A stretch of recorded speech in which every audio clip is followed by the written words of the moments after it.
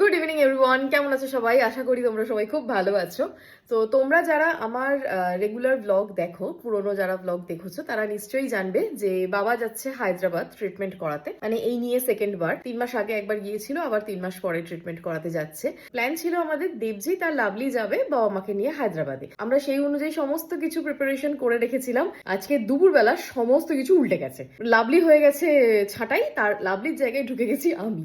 কারণ আমার আর লাভলির নাম এবং টাইটেল পুরোটাই সেম, মানে সুস্মিতা চক্রবর্তী। একটা ইম্পর্টেন্ট কাজ পড়ে গেছে লাভলির, যে কারণে লাভলি যেতে পারছে না এবছর, আর মানে এবারে আর যেতে পারছে না। তো সুতরাং দেবজিতের একার পক্ষে গিয়ে দুটো বয়স্ক মানুষকে নিয়ে সমস্ত কিছু সামলে করে আসা দেবজিতের জন্য খুব চাপ হয়ে যাবে। ওই জন্য দেবজিৎ বললে এক কাজ কর, তুই লাভলির টিকিটে চলে চল, যা হবে সে পরে দেখা যাবে, কিন্তু একজন সাথে করে যাওয়াটা খুব ইম্পর্টেন্ট। আমি তো কোনো রকম ভাবেই প্রিপেয়ার ছিলাম না যে আমাকে হায়দ্রাবাদ যেতে হবে। আমি জানি আমি এখানে থেকে বিজনেস সামলাবো।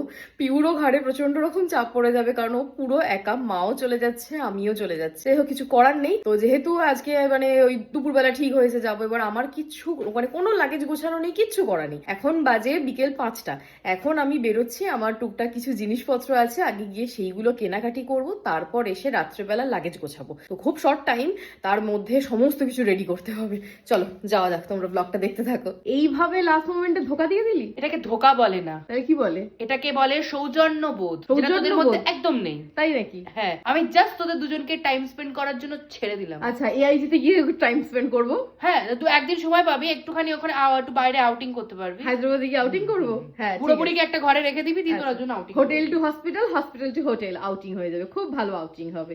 আজ মে কহতা হুঁ আই লাভ ইউ। ফুর্তির জোয়ারে গা ভাসিয়ে দিয়েছে একেবারে। না, তবে একটা জিনিস কি, আমরা যখন আজ থেকে 3 মাস আগে হায়দ্রাবাদ গিয়েছিলাম, তখনকার সিচুয়েশন কবে গিয়েছিলি? 3 মাস আগে হায়দ্রাবাদ গিয়েছিলাম। তুই কবে? আরে মানে তোরা গেছিলিস, তোর যাওয়া ইটস নট দ্যাট আমার যাওয়া। ইংলিশ রে বড়।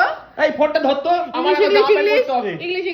হ্যাঁ, তো আজ থেকে 3 মাস আগে যখন লাভলিরা বাবাকে নিয়ে গিয়েছিল, তখন বাবার কন্ডিশন একদম অন্যরকম ছিল। আজ যখন নিয়ে যাচ্ছে, তখন বাবার কন্ডিশন খুবই ভালো। কালকে যাওয়া হবে বলে দেবজিৎ অলরেডি বাড়িতে গাড়ি ফাড়ি সমস্ত কিছু ঢুকিয়ে দিয়েছে, একদম গ্যারেজের লকটক করে দিয়েছি। ওই জন্য আজকে আমরা যাবো স্কুটি নিয়ে। এই আসছে। এখন আমাদের একটা একটা করে কাজ কমপ্লিট করতে হচ্ছে। এসেছি টিকিটের প্রিন্ট আউট করাতে। এই যে পিছনে প্রিন্ট আউটের দোকান। এবার কোথায় যাবো? তোর কি সব কেনার আছে? দেবজিৎ সোজা বাজারের ভেতরে গাড়ি ঢুকিয়ে দিবি? আরে আগে থেকে বলছে তুই চুপচাপ বস। এই যে এই থালাগুলো নিতে পারি, সেগুলো ভালো। থালা কেনার পর আমার নিজেরও টুকটাক কেনাকাটি ছিল, সেগুলো কমপ্লিট হলো। তো বাড়ি এসে এখন শুরু করেছি প্যাকিং করার পর্ব, কারণ অনেকটাই বেশ লেট হয়ে গেছে। এখন প্যাকিং না করলে আর কিছু করা যাবে না। তো এই সবে মাত্র আমাদের জাস্ট প্যাকিং কমপ্লিট হলো। একদম লাস্ট মিনিটে সমস্ত প্যাকিং করতে গেলে যা হয়, রীতিমতো হচপচ হয়ে গেল। এখন বেজে গেছে অলরেডি 11টা। তাহলে চলো আজকের মতো ব্লগটা এখানেই শেষ করি। আবার তোমাদের সাথে দেখা হবে কালকে সকালবেলা, যখন আমরা বেরোবো হায়দ্রাবাদের জন্য।